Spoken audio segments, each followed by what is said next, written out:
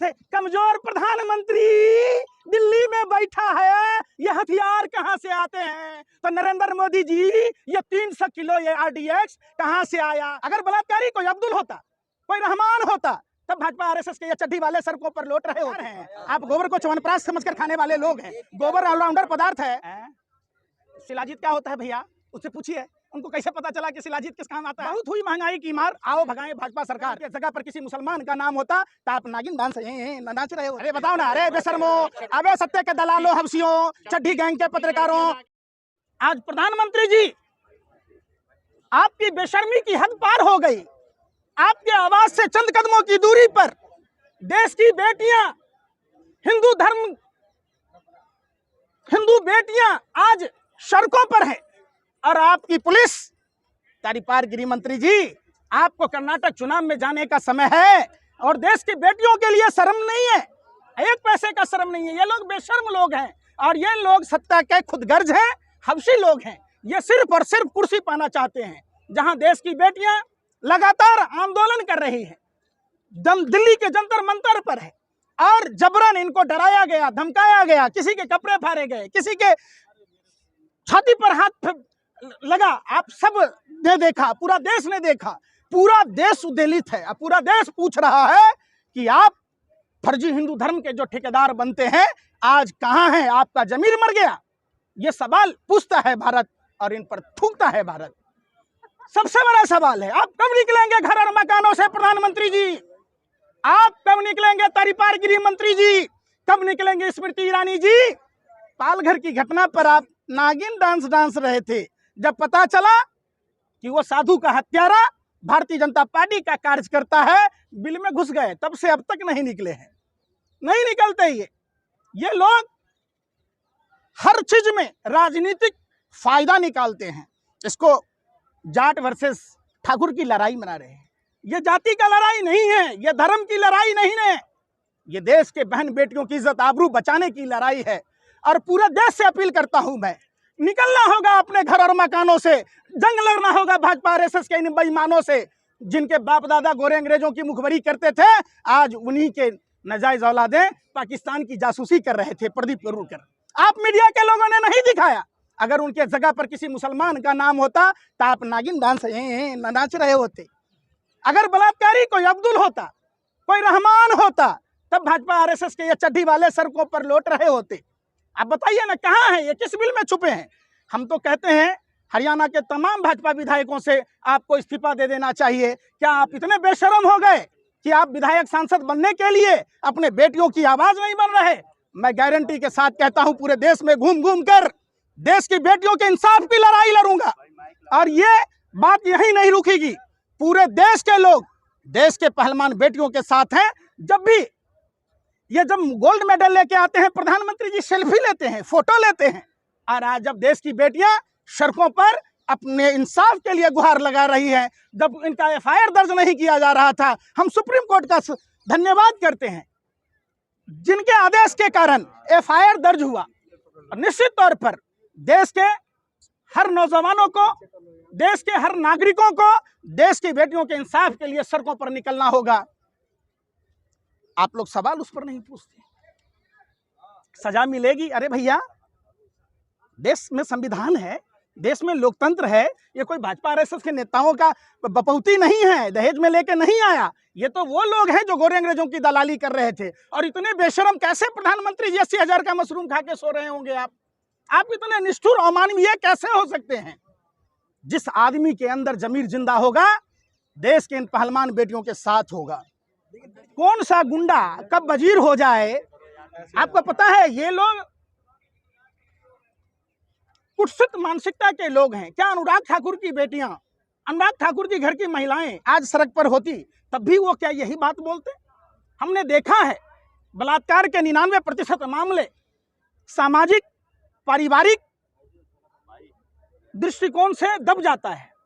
हम इनको सैल्यूट करते हैं, इन बेटियों को, जिन्होंने ऐसे आदमी के खिलाफ सच बोलने का प्रयास किया है, जिनके दाऊद से संबंध होने का आरोप लगा था। प्रधानमंत्री चुप हैं। ब्रजभूषण शरण सिंह तिहाड़ जेल में बंद था, और लल्लन टॉप पर उन्होंने अपने इंटरव्यू में कहा था कि मैंने हत्या की। वो सवाल आप नहीं पूछते। क्या आप तब भी सवाल ये पूछते कि अगर ब्रजभूषण शरण सिंह के जगह पर कोई अब्दुल होता, कोई रहमान होता, कोई गफूर होता, कोई अफजल होता? आप नहीं पूछते तब। लेकिन पंकज जी, ब्रिजभूषण तो कह रहे हैं कि इसके पीछे साजिश है सरकार को बदनाम करने की। भैया सत्ता में आप हैं और सब चीज आपको साजिशे लग रहा है। अडानी का फ्रॉड आपको साजिश लग रहा है, हैं? जोशीमठ की घटना में साजिश लग रहा है। कश्मीरी पंडितों को वेतन बंद कर दिए, उसमें भी साजिश है। तो यह सवाल है कि आप देखिए 12 महीने से कश्मीरी पंडितों को वेतन नहीं मिल रहा है, तो साजिश है, षड्यंत्र है, प्रयोग है। अरे ये लोग यही लोग हैं जितने देश में जितने भी लोग हुए जिन पर ये आप आरोप लगाते थे, हेमंत बिस्व शर्मा पर शारदा नारदा की बात कह रहे थे, मुख्यमंत्री बना दिया। तब आपका साजिश षड्यंत्र प्रयोग कहाँ गया भैया?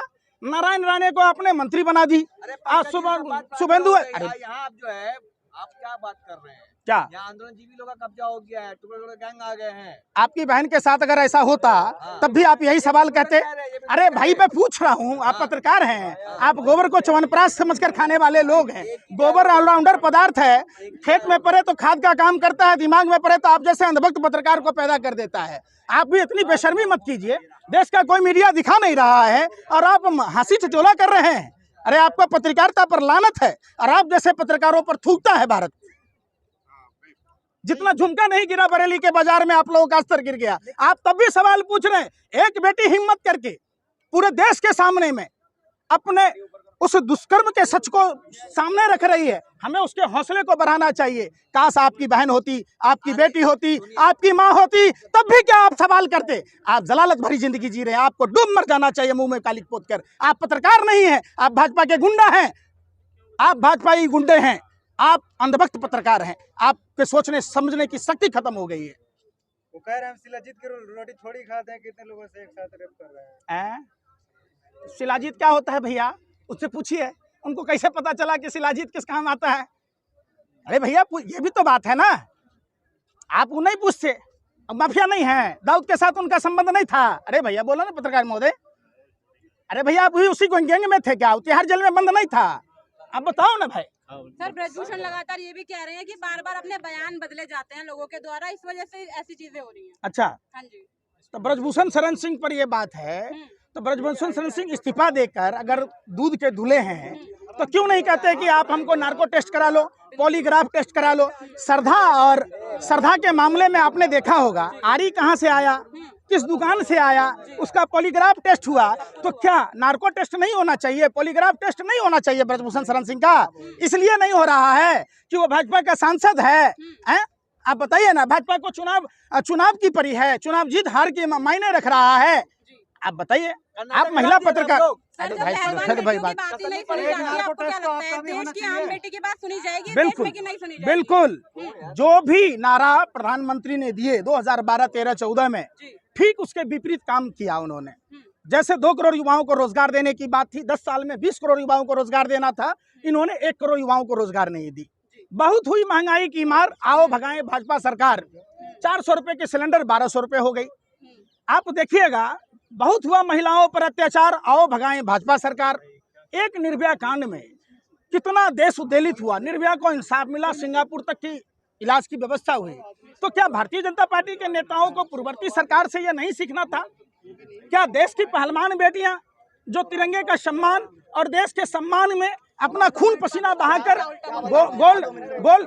गोल्ड मेडल जीत कर आती हैं? एक मिनट समझिए।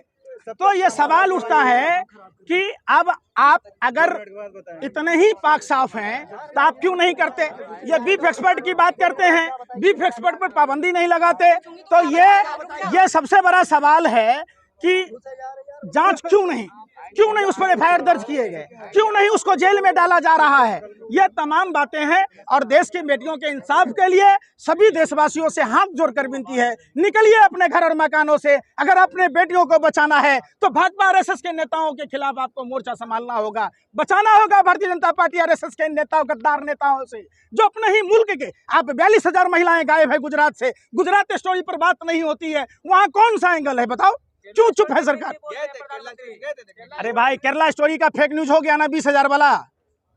अरे बताओ ना, अरे बेशर्मो, अबे सत्य के दलालों, हवसियों, चड्ढी गैंग के पत्रकारों, सुन लो। अरे भाई सुनो, अरे भैया गुजरात में 42,000 महिलाएं गायब हैं। आप बताओ, आप गुजरात में 42,000 महिला गायब हैं, आप लोग कभी उस पर बात नहीं करते। आरएसएस के डीआरडीओ में जो वैज्ञानिक है प्रदीप करुलकर, जो पाकिस्तानी खुफिया जानकारी दे रहा था, आपको पता है जिसको गैलेंट्री अवार्ड से नवाजा गया था, वो पाकिस्तान के लिए खुफिया जानकारी दे रहा था। डीएसपी देवेंद्र सिंह पर बात नहीं हुई, पुलवामा घटना की जांच नहीं हुई। कहते थे कमजोर प्रधानमंत्री दिल्ली में बैठा है, ये हथियार कहां से आते हैं? तो नरेंद्र मोदी जी, ये 300 किलो ये आरडीएक्स कहां से आया? 50 किलो जेलेटिन कहां से आया? ये कार कहां से आई? ये तो बता दो। जब सीआरपीएफ के अधिकारियों ने एयरलिफ्ट कराने की बात की थी, जब इंटेलिजेंस का रिपोर्ट था, तो क्यों नजरअंदाज किया गया? आप बताओ, उस पर नहीं बात करते। आप कानपुर की घटना पर आपसे, पाकिस्तान और श्रीलंका का क्या हाल है? इंडिया को बचा रखा है मोदी जी ने। अच्छा, आप पाकिस्तान में रहते हैं क्या? इंडिया में रहते नहीं, आप इंडिया की चिंता करो ना, बात कानपुर की नहीं कर रहे, काबुल की कर रहे। बात करना है इंदौर की तो आप इस्लामाबाद पहुंच जाते, बात करना हिंदुस्तान की तो पहुंच जाते हैं पाकिस्तान। पाकिस्तान में कौन रहता है? आप भी भाग। अरे भाई सुनो ना, आडवाणी गया था मजार पर चादर चढ़ाने, जिन्ना के मजार पर। आप भी जाते होंगे, आप बिरयानी खाने जाते होंगे नरेंद्र मोदी जी की तरह।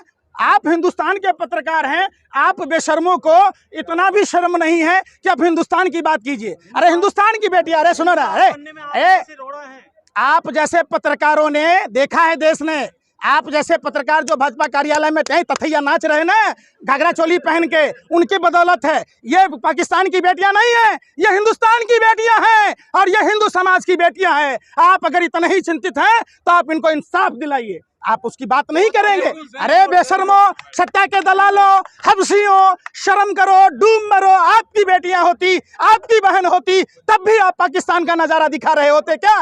पाकिस्तान का कनेक्शन है आपका, आप जरूर आरएसएस के कार्यालय जाते होंगे। अरे आप वही, आपके बाप दादाओं ने गोरे अंग्रेजों की मुखबरी की और आप पाकिस्तान की जासूसी करने वाले प्रदीप कल्लूकर के भाई लगते हैं। आओ आओ, अरे आरएसएस के संस्कार शाला में पढ़ के आए हो। संबित पात्रा ने ट्वीट करके बोला, डेली स्कूल खुलवा रहे हैं मोदी जी, हर हफ्ते यूनिवर्सिटी विश्वविद्यालय खुल रहा है देश में डेली। हाँ जी, ट्वीट करा उन्होंने। पत्रकारिता करते हो? सवाल है वो कह रहे हैं। अरे गोबर को चमनप्राश समझ के खाते हो, रोटी खाते हो। साल में 365 दिन है, तो प्रधानमंत्री जी 10 साल से प्रधानमंत्री हैं। जब साल में 365 स्कूल कॉलेज यूनिवर्सिटी खुला तो देश में कितने गांव हैं बता दो हमें, कितना हो गया? अरे बेशर्मो, 56 इंच का सीना है। हम तो सवाल कर रहे हैं कि वो बोल रहे हैं। क्या है? 56 इंच का सीना। 65 इंची का नाप लिया कर्नाटक वालों ने, 56 का नहीं है, यही तो अकल नहीं है। 65 पर ही समेट दिया, 65 इंच का ही है। बजरंगबली ने नली तोड़ दी वहाँ कर्नाटक में। अरे शांति रखो, क्यों भगवान को बदनाम करते हैं? 56 इंची का, 65 इंची का है। नाप लोग, जाके देखो कर्नाटक विधानसभा में 65 विधायक हैं।